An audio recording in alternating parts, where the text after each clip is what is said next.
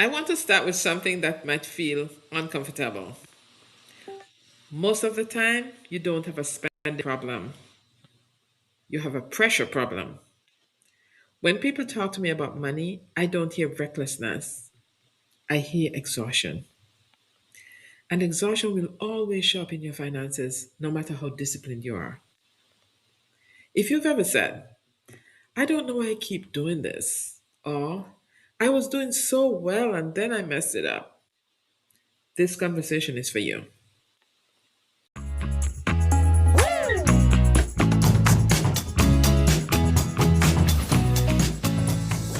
Hello, everyone. Welcome to the Financial Flourish podcast, where we talk about money honestly, without shame, without hustle, or without pressure.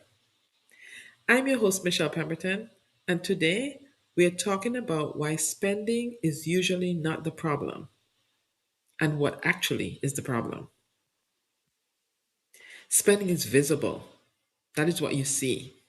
It shows up on statements, it shows up in notifications, it shows up in red. So it's easy to say that's the problem. But visibility does not equal causation. Research in behavioral economics shows that most financial decisions are emotional responses first and logical decisions second. This isn't opinion, this is studied. We have said this in previous episodes. Emotional spenders, for example, they spend as a response to what is going on around them. When humans are under stress, the brain prioritizes relief over optimization.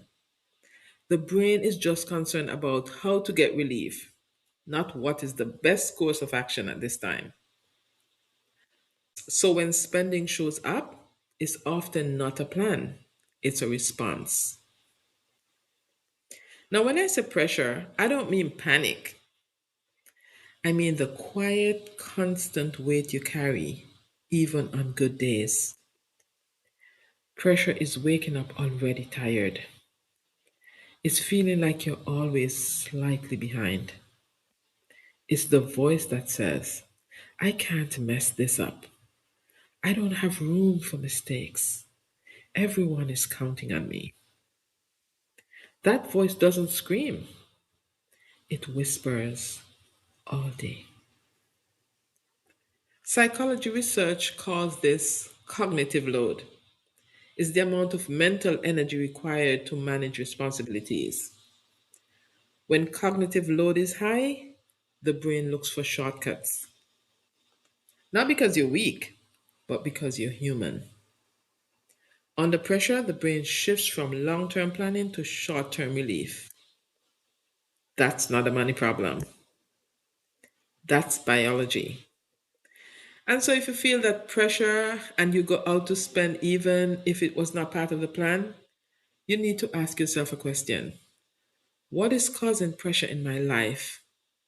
And many times, if you're honest with yourselves, you can figure out what the issue is. This is usually the point where you think the solution is more rules, right? When spending shows up, you clamp down. No eating out, no extras, no enjoyment until things are fixed. And on the surface, that sounds responsible.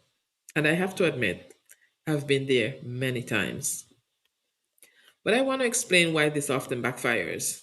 And I want to use something that's familiar to you. Think about dieting for a moment. And I know that you're already thinking about dieting because this is the beginning of the year, and that's what people do. Restriction is usually framed as discipline, but biologically and psychologically, restriction almost always creates rebound behavior because restriction sends one message to the body and the brain: this is scarce. Scarcity then triggers urgency. Your body doesn't hear, we're being wise. It hears, we might lose access. So the cravings increase, the tension builds up, and eventually that tension looks for release. Money works the same way. When you tell yourself, I can't spend, I have to be perfect, I can't mess this up. Your nervous system doesn't feel supported, it feels threatened. In dieting, rebound looks like holding it together all week, then overeating when you're exhausted. In money, rebound looks like being good all month, skipping things you actually need, then overspending in one moment of relief. Not because you plan to, but because the pressure needed somewhere to go. That's not a lack of discipline. That's a system responding to restriction. And this is where faith gives clarity. God does not lead through fear and scarcity. Scripture is clear that pressure, anxiety, and self reliance distort judgment. And as an example, when the children of Israel were in the wilderness, God didn't restrict provision to teach them discipline. He provided daily, enough for the day, not excess, not lack, because trust grows in consistency, not in control. And when we replace trust with restriction, we don't grow stronger, we grow anxious.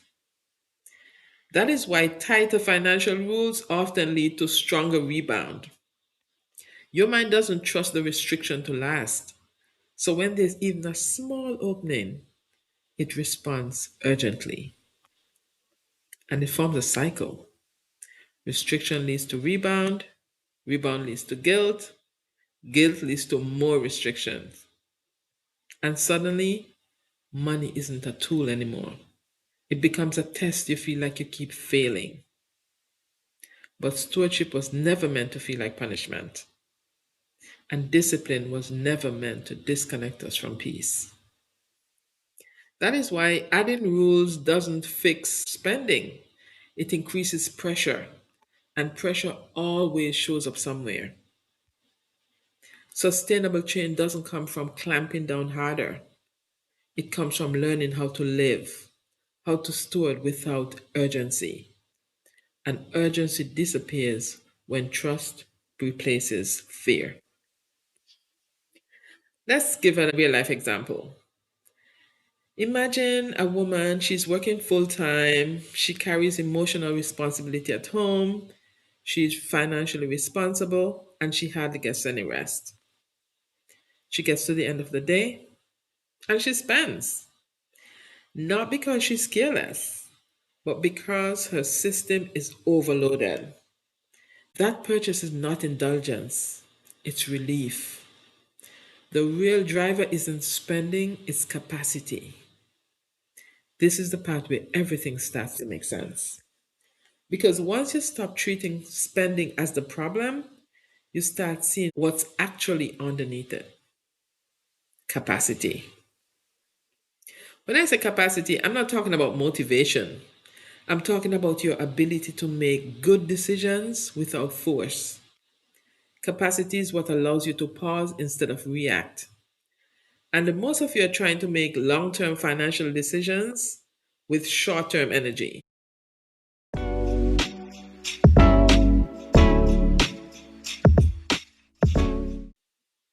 Capacity has layers.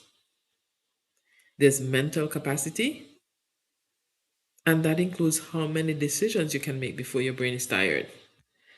There's emotional capacity, how much you can carry before you need relief.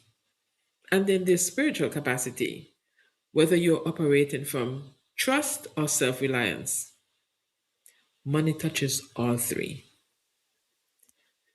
Mental capacity, you make decisions from fatigue. Think about how many decisions you make before you can even get to money. Work decisions, family decisions, other people's needs. By the time you're deciding whether to spend or save, your brain is already tired. So you're not choosing from wisdom, you're choosing from depletion. What about emotional capacity? Carrying too much. So many women, emotionally, they're not overspending, they're over carrying. They're holding responsibility, expectations, and pressure. And so many times they're doing this quietly. And spending becomes one of the only places where something feels relieving. Not joyful, just lighter. Spiritual capacity, self reliance versus trust. Spiritually, this shows up as self reliance, trying to control outcome instead of trusting provision, trying to manage fear instead of resting in stewardship. And the scripture is very clear: self reliance exhausts us. God never designed you to live under constant urgency. Even in the scripture, we see seasons. There are times to build, there's time to rest, there's time to plan, and there's time to wait.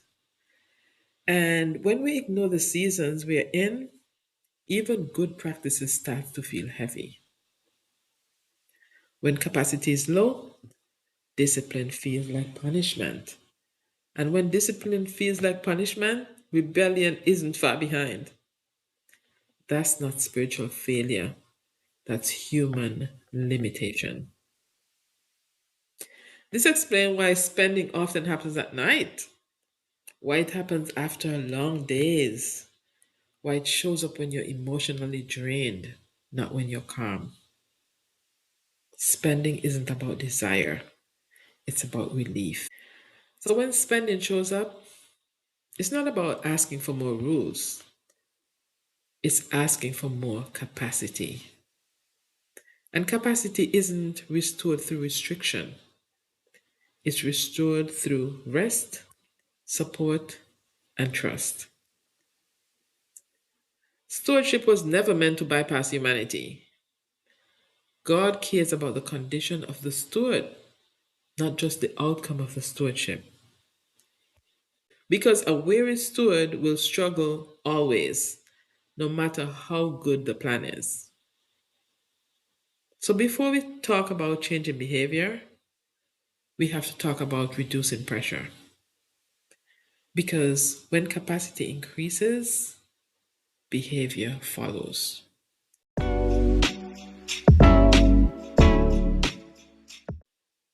If you've been listening to this episode and thinking, this finally makes sense, I want you to know that understanding alone is progress. Because once you stop calling it a spending problem and start recognizing the pressure underneath it, something shifts. Not in your numbers yet, but in how you talk to yourself. And that matters more than we usually admit. Pressure doesn't disappear just because we understand it, but understanding tells us where to respond instead of where to punish. So here's what I want you to take with you this week: don't change your budget. Yes, I'm saying that. Don't add rules. Don't try to fix anything. Just notice. Notice where pressure shows up. Notice what feels heavy. Notice what you've been carrying without rest. Because awareness is the first place capacity begins to return. In the next episode, we're going to talk about what actually lowers pressure without avoidance, without denial, and without pretending money doesn't matter. We'll talk about how to create relief that doesn't rebound and structure that supports you instead of suffocate you. Because stewardship was never meant to feel like punishment, and flourishing doesn't start with control, it starts with care. Thank you so much for listening today. I really appreciate the time that you've taken to listen to our podcast. Connect with us on Instagram @ Financial Flourish. Find us on YouTube, on Spotify, and Apple Podcasts. Send this episode to a friend who you feel can benefit from it. Leave us a comment so that we can know what you're thinking. And if you know anyone who needs this episode, forward the link to them.